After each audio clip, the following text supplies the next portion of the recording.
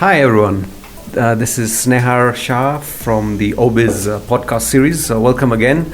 As you know, our mission is to spread awareness on health, wellness and economic issues relating to the pandemic. So today we have a guest, Baiju Shah. Baiju is actually part of the core Obizz COVID Kenya team. So we'll hear a bit more about what attracted him to join this initiative. But today we're talking about technology because as we know, change brings challenges but also opportunities, and one that we're all a part of the journey, which is on the digital transformation. So welcome, Baiju. Hi, Snare. Thank you for inviting me here. Great. Really happy to be talking about digital.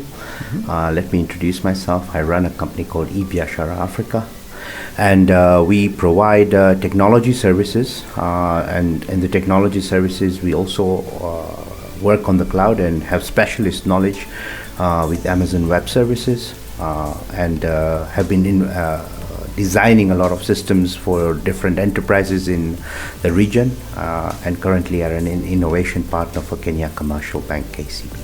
Fantastic. Welcome. Before we go into the topic itself, perhaps our listeners would like to hear a bit more about what attracted you to join the COVID Kenya initiative. So COVID Kenya initiative, I joined for one reason, because I knew that the digital transformation was ongoing.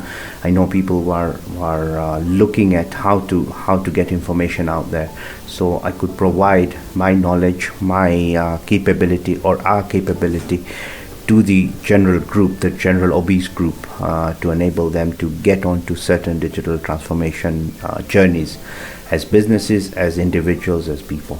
And in terms of digitalization, of course, Kenya has been in the forefront of innovation with M-Pesa. E-commerce is also ramping up with the likes of Jumia, etc.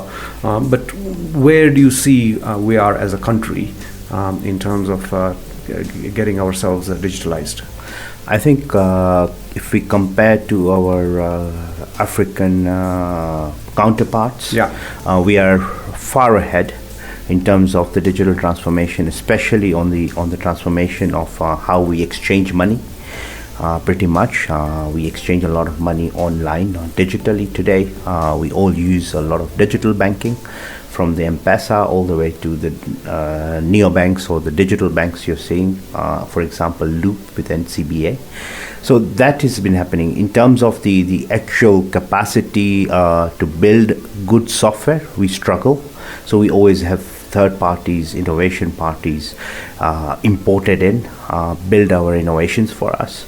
So I see that being a big problem from taking a startup idea into commercialization. So if you look at M-Pesa was actually driven by a big multinational player, Vodafone, for example. So you have to look at it that way, right? But just in terms of tech talent here, of course, people know Kenya is the Silicon Savannah. Where literacy-wise and education-wise, we're far ahead of other African countries. There has been talk of, a bit like we saw in Southeast Asia, the revolution of, software talent. But of course, over time, that talent has gotten quite expensive. Do you think Kenya has the right sort of talent, or what are the gaps? I think Kenya will not play in the mass market per se, because that is occupied by India, China. Will not have the economies of scale. Also, on the other side, the exposure of talent as well. So if you look at the exposure our youngsters have, it's fairly limited comparative to the way somebody in Europe is exposed. I started my career, for example, in the UK. I was part of the e-commerce boom, right? Y2K. So I got a lot of opportunity. You were behind to the Oyster card, right, for the yes. underground. Yes. Okay. So I designed the Oyster card actually. Right. The next generation of Oyster virtualization of the applications, what you see today in terms of being able to put an application on EMV, which is proprietary to a particular ecosystem. Okay. So have worked with that, worked with the 2D barcode component, and work with how to secure near field payments or NFC payments. Right. So the dual payment interface. And coming back to exposure, so what do you think we need to do as a country to give more exposure to? I think we need to have first of all is the education part of it, is to ramp up the technology education in this country. When you get a graduate out of university, he should be at least 50 to 60% prepared to go into the market. Today, a graduate comes out of university, he does not have any idea how to run a technology piece or how to build technology. Right. So what is happening in this market is a lot of companies like yourselves, Azuri, or a few others like Moringa School are trying to do this tertiary education outline where somebody comes out of university but keeps on taking courses for another 5 years. Right. So we lag that 5-year balance. Okay. And then actual running of projects, today I talk to some of the enterprises here and they say, oh, our support is provided from Canada, our support is provided from India, why not locally? So us locally have to sponsor that support. Of course, it will be a little expensive initially, but if we don't give practice, how are we going to build? Right. Okay. I mean, those are good points, and I guess if there are people looking for opportunities, in this situation, education on not only sort of academic level but practical level, sort of business commercial level, there's a key opportunity there. And you mentioned there are entities like Moringa School who are doing that. So it looks like there's some steps taken, but more scope as well. But just coming back to businesses, so you mentioned one of your clients is a big blue chip bank, but if somebody is more sort of a small, medium-sized enterprise, what sort of practical steps should they be taking in terms of digitalizing their businesses and deriving the efficiencies and other sort of revenue streams that they can get? First things first is allocating that budget and making that decision that I want to be digital.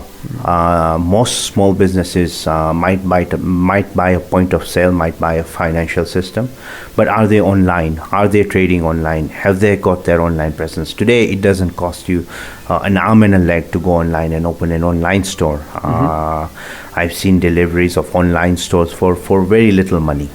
Right. And so is that something that they can go and buy off the shelf, or do they need to engage somebody to customize it for them, and how can you help? So in terms of buying off the shelf is all available today. If you go onto Shopify, maybe with the right help, maybe with the right consultant, or maybe with the right colleague, you will be able to set up a shop within maybe an hour or two. If you do it correctly, if you know what you're doing and the steps are followed. So Shopify is present in Kenya. Okay. It is there.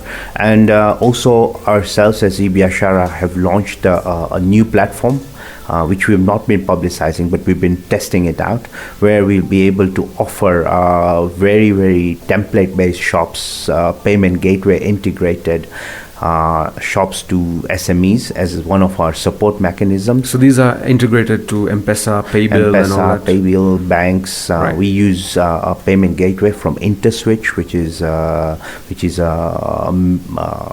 African payments giant based out of Nigeria, but also based in Kenya. And it's connected up to most of the banking infrastructure here, or the financial infrastructure. So, and it's approved by the Central Bank of Kenya as well. So these are very, very important aspects we are taking care of from a security point, but we are also enabling businesses to be able to trade securely online, because you can lose money online very quickly if your accounts are exposed. Okay, so if someone were to start, say today, how long will it take them to get something up and running? Today we build e-commerce shops within 3 to 4 days to enable somebody to go online and start trading immediately.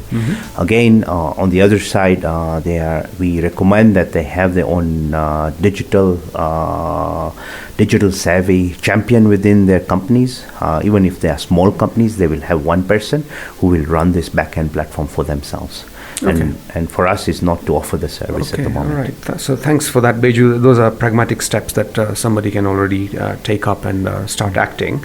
In terms of the infrastructure for Kenya, of course, we have the submarine cables coming in. We have good high-speed internet, but as we all go into the cloud, more and more things are done on the cloud. I guess at the moment we're relying on data centers and cloud computing, which is outside our country. So to what extent do you think we are ready for that kind of infrastructure on cloud computing, data centers, and what else is happening to get there? Because I understand that Amazon is also looking at coming to this part of the world in a big way. Yes, I think it is. Safaricom have adapted Amazon, just to be very, very open here. But also, if you look at cloud computing, think about it this way, that you've outsourced your whole infrastructure service, pretty much. You do not need to have your own server sitting in your offices. Today, the big problem we have is intermittent power. I wouldn't say power goes on and off, but it's intermittent, and it costs a lot of money to maintain that infrastructure. For that matter, you might want to consider putting everything of yours onto cloud. Number one. So when you put it onto cloud, where does it sit? Does it sit in Kenya or does it sit outside? It could sit in Kenya. If you use, say, a cloud provider like Azure, they have a stack here, so you could put some data locally. But again, to take advantage of the consistency, the efficiency of compute, of storage, anywhere in the world would be fine. And the lowest latencies we see are from either Europe. Now for AWS, they have a Cape Town point of presence. And again, the resilience, the security, the scalability which it offers. So today I can put up an infrastructure which would have taken me 2 months beforehand within 20 to 30 minutes. That's how fast it is. So think about ordering a server and how long it takes you to build up the server. Right. And the point of presence, you said it's in Cape Town for Amazon. How long do you think before it could come to Kenya? I think the plans are on the way, and in the next 48 months, they will have an edge location into Nairobi, as far as I know. But let us see how the geopolitical scenario plays. Great. So fantastic insights from you, Baiju. Any last messages you want to give to our podcasters? I think when you take on the digital transformation, embrace it, and have a buddy who will help you out to talk through this. A lot of information is available online, and if you're stuck, reach out to the Obizz group, and they will help you out from a technology point as well, because we have a few good technology people within our Obizz network. Fantastic. Great. Thank you so much. And you can see this is a live example of how Obizz is not only sharing information, but there is a point of contact for any other advice or expert advice that is required. So, yeah. Thank you very much, Snehar. And just reach out to us on our channels. We have a Telegram channel. We have a Facebook. We have a website. Reach out to us. And Twitter as well. As Twitter as well, yeah. Yes, indeed. Great. So please reach out to us, and we'll see how we can help. Okay, great. Thanks for making the time. Thank you. Thank you.